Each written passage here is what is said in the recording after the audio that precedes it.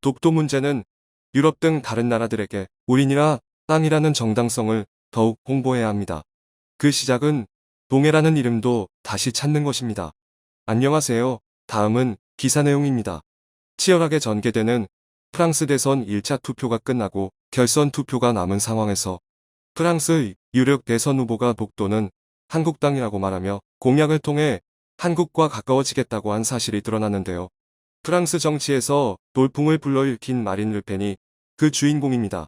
대체 그녀는 왜 한국을 향해 뜨거운 애정을 드러낸 것일까요? 지금부터 자세하게 설명해 드리겠습니다. 충격적인 발표. 에마뉘엘 마크롱 대통령은 믿기 힘든 결과에 탄식하고 말았는데요. 그가 걱정하던 일이 벌어지고 있었습니다. 무사히 연임할 것으로 생각했던 그의 자리가 위태로운 것이었죠. 그를 위협한 존재는 바로 마린 르펜 국민연합 후보. 이미 2017년 한 차례 대결을 통해 물리쳤기에 마크롱 대통령 입장에서는 쉽게 이길 것이라 자신했지만 막상 뚜껑을 열어보니 투표 결과를 알 수 없게 되었습니다. 프랑스에서 올해 벌어지는 대선은 흥미롭게 진행되고 있는데요. 외부적으로는 우크라이나 전쟁을 다뤄야 하며 내부적으로는 일자리 및 민생 문제를 다뤄야 하는 위태로운 시기에 현 프랑스 대통령 마크롱은 민심을 읽고 있다는 것이 밝혀진 것이죠. 4월 10일 열린 프랑스 1차 투표 결과 전진하는 공화국 름렘 후보인 마크롱 대통령이 27.84%로 득표율 1위. 그 뒤를 이어 마린 르펜 후보가 23.15% 득표율을 차지한 것입니다. 3위는 21.95%를 차지한 장르크 멜랑승 후보가 차지했죠. 1차 투표에서 과반수를 점한 후보가 나오지 않을 경우 상위 2명의 후보자를 대상으로 결선 투표를 진행하게 됩니다.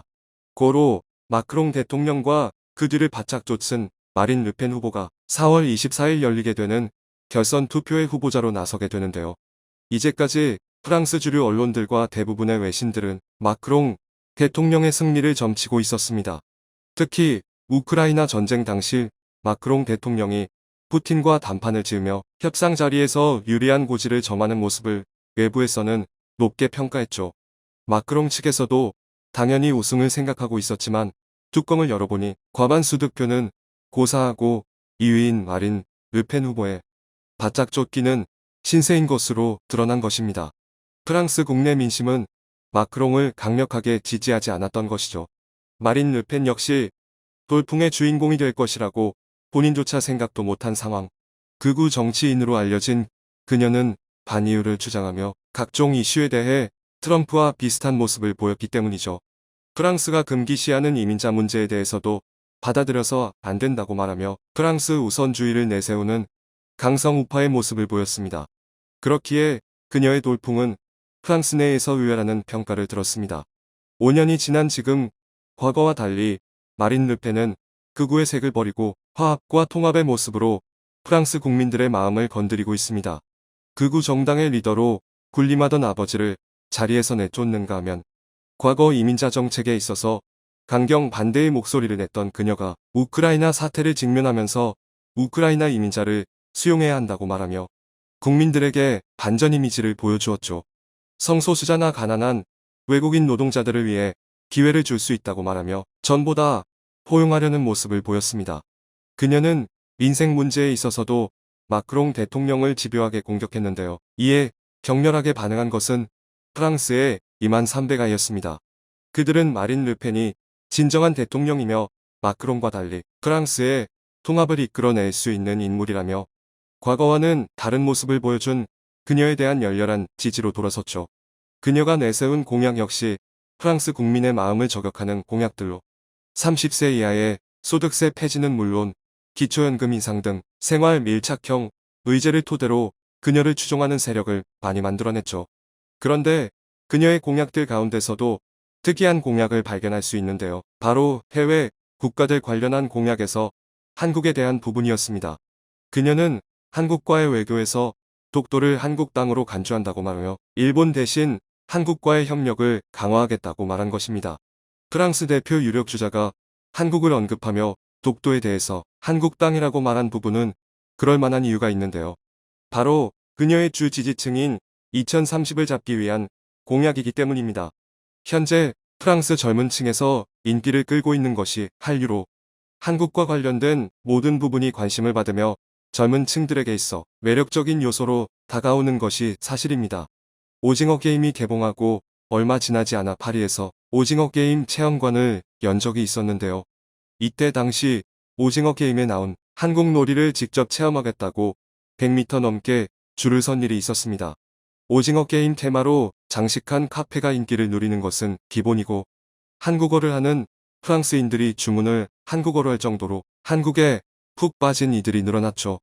더 나아가 K-팝은 프랑스에서 이제 일상적인 문화로 자리 잡았습니다. 봉준호와 박찬욱 감독을 비롯 한국의 영화에 관심을 보인 소수의 프랑스인들 외에도 한국 문화를 즐기는 젊은 세대들이 폭발적으로 증가했다고 합니다. 문화를 사랑하는 프랑스인들에게 한국은 신기하면서 놀라운 곳이라고 하죠. 미식으로 콧대 높은 프랑스 파리에서 한국 음식점이 인기일 정도면 말을 다한 것이라 볼 수 있는데요. 200군데가 넘는데도 불구하고 한식을 먹기 위한 프랑스인들이 끊이질 않는다고 합니다. 젊은 층들에게는 한국 문화는 트렌드 그 자체로 한국을 여행 가고 싶다는 이들이 지배적일 정도로 큰 인기를 누리고 있습니다. 마린 르펜 역시 이에 착안해 한국을 좋아하는 젊은 프랑스인들을 사로잡기 위해 특별한 공약을 만든 것이죠. 한국에 대해 잘 알고 있다는 사실을 드러내면서 동시에 한국에게 호감을 보내는 전략이라 할 수 있습니다. 덕분에 많은 이들이 르펜의 뜻하지 않은 공약에 놀라며 마음을 열고 르펜 지지로 돌아섰다고 하는데요. 특히 2020 K-팝 팬들 가운데서 르펜 지지를 독려하는 SNS를 자발적으로 보내면서 득표, 이득을 톡톡히 얻었습니다. 외교 분야 공약에 있어서 르펜은 일본과의 관계보다 선진국으로 도약한 한국의 성장에 주목, 한국에서 올해 당선된 대통령과 힘을 합쳐 양국 간 협력을 강화하겠다고 밝히기까지 했습니다. 사실 르펜은 한국에 대해 상당히 잘 알고 있는 후보로 2017년 마크롱 대통령과 TV 토론에 나왔을 때 한국을 직접적으로 언급하는 모습을 보인 바 있는데요. 그녀는 오홍역주의에 대해 이야기하면서 자국 상품을 보호하는 것은 필요하고 프랑스 국민들의 일자리를 지키기 위해 때론 높은 관세가 필요하다고 주장했는데요. 자국 상품을 잘 보호하는 나라의 예로 한국을 언급하며 41%의 관세를 매기고 있는 한국처럼 프랑스도 관세에 대해 새로운 세율 도입을 고려해야 한다고 주장했죠. 한국인들도 잘 모르는 세율에 대해 그녀는 수치까지 거론할 정도로 한국에 대해 잘 아는 모습을 보였습니다. 독도에 관해 그녀가 잘 아는 것은 비단 표를 얻기 위한 것이 아니라 어쩌면 그녀의 진심일 수 있죠. 그녀가 선전한 덕분에 마크롱은 결선 투표에서 역전을 위한 비장의 수를 준비해야 했는데요. 고심 끝에 마크롱 역시 한국 잡기에 나선 것입니다.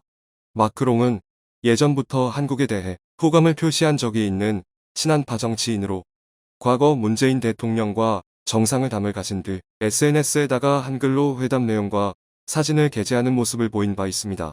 오징어 게임이 한창 인기일 당시의 오징어 게임이 문화에 좋은 사례라며 프랑스 역시 한국의 문화에 배울 점이 많다고 언급하는 모습을 보인 적이 있었죠.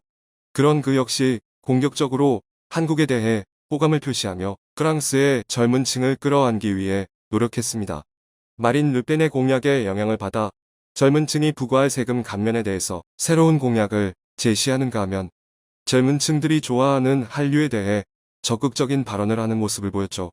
한편 프랑스 후보의 발언에 충격을 받은 국가인 일본은 마린 르펜의 뜻밖의 공약에 당황함을 감추지 못했다고 하는데요. 프랑스를 예전부터 좋아하던 일본은 프랑스 증후군이라는 병까지 있을 정도로 프랑스와 좋은 관계를 유지하는 모습을 보였습니다. 그런데 마린 르펜의 한국 지지 발언과 독도 발언 때문에 일본 정부 입장에서는 골치가 아파진 것인데요.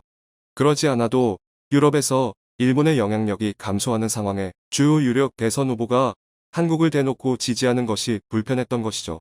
그러지 않아도 최근 드라마 파친코의 인기로 인해 일본의 실태가 드러나면서 르 피가로를 비롯해 프랑스 정통 시사주간지 렉스프레스도 일본의 과거 청산을 꼬집으며 일본은 과거에 대한 반성이 없다며 질타했죠.